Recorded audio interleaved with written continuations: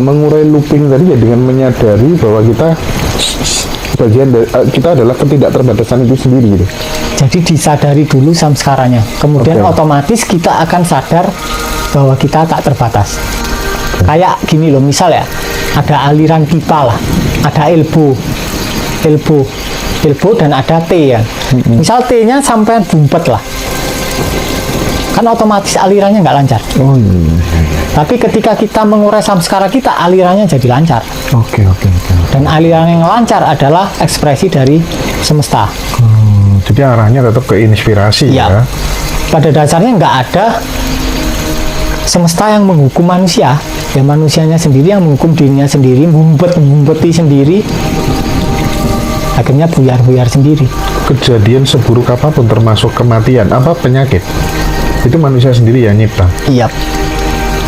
Nah bagaimana kalau kemudian ada pihak luar, terus kemudian dia bikin penyakit, terus kita jadi korban kayak gitu mas? Apa itu kan bukan salah kita?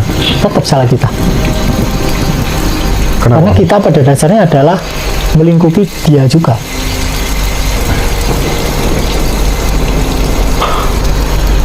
Tetap salah kita. Tetap salah kita. Karena ketika kita nyalakan pihak lain, berarti kita sudah berpindah posisi ke diri yang fiksi. Intinya itu. Tapi ketika kita berada di lautan, ya mau ombak ke 1000 yang salah, ya tetap kita yang salah. Oke.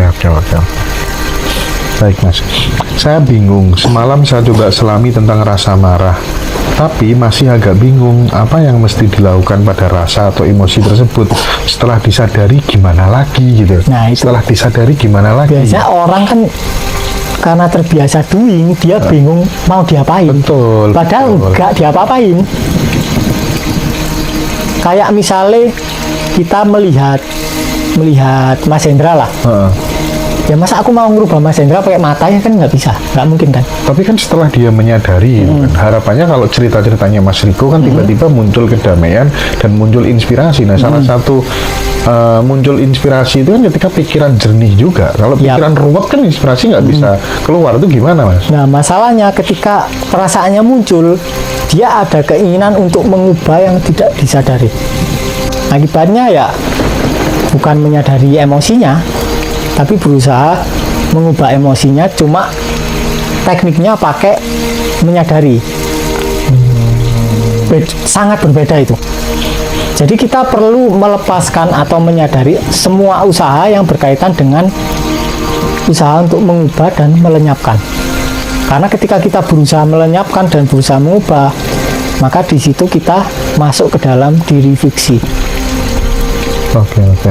Karena layar tidak pernah berusaha mengubah jalan cerita. Layar bioskop. Jadi rasa pencerahan itu seperti halnya misal kita nonton bioskop ya 2 jam ya. 2 jam itu kita larut ke dalam cerita. Terus setelah 2 jam kita keluar gedung bioskop, kita tahu, oh aku bukan ceritanya gitu. Apakah tokoh yang mati itu berpengaruh ke kita? Ya enggak.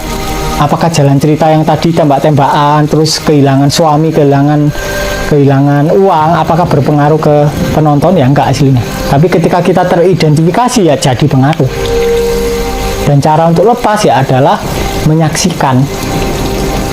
Apapun lah kita saksikan. Kalau kita belum bisa menyaksikan area dalam kita, ya kita saksikan area-area luar. Misal menyaksikan Mas Hendra, menyaksikan kasur dan ruang di antara kasur. Kemudian kita beralih menyaksikan pikiran, menyaksikan perasaan, dan kemudian menyaksikan yang menyaksikan itu sendiri. Oke. Misal ini ya, misal ada seseorang sekali lagi dia sedang mengalami musibah yang besar di dalam hidupnya gitu ya.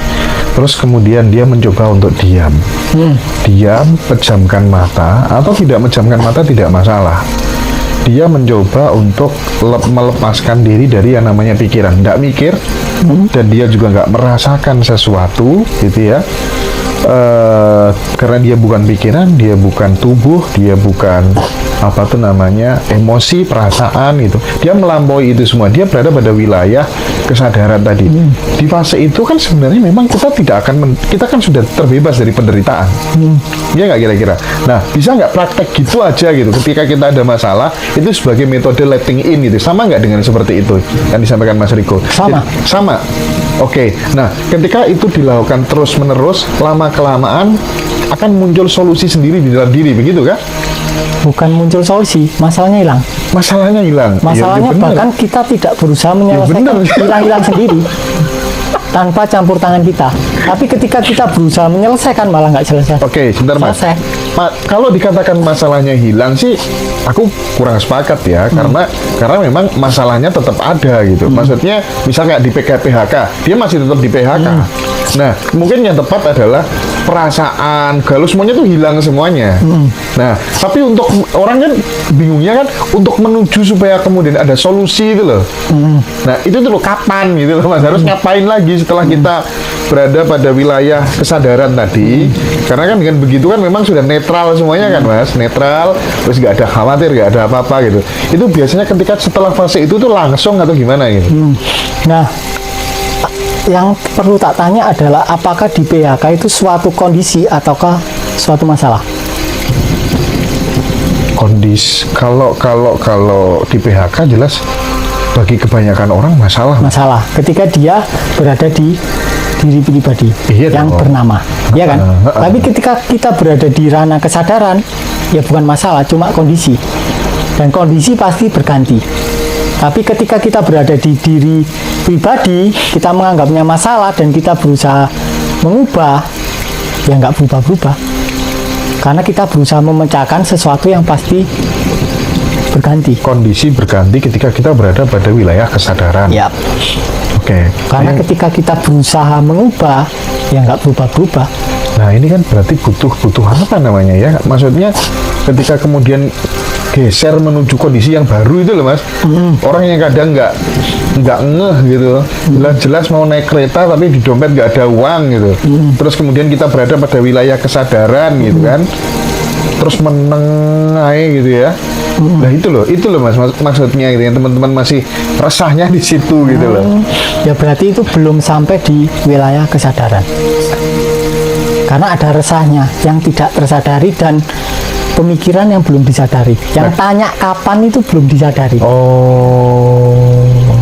Ketika dia tanya kapan, berarti dia tidak ada di posisi. Artinya ketika kemudian seseorang sudah menyadari itu semuanya, resah, tanya sudah nggak ada, itu keajaiban pasti muncul. Pasti muncul. Pasti. Pasti. Oke. Dan pertanyaannya bisa jadi masih ada, tapi kita ada di belakangnya. Oke. Paham ya teman-teman ya. Aku udah mulai gaduh siti-siti. Susah kalau IQ rendah ini ya.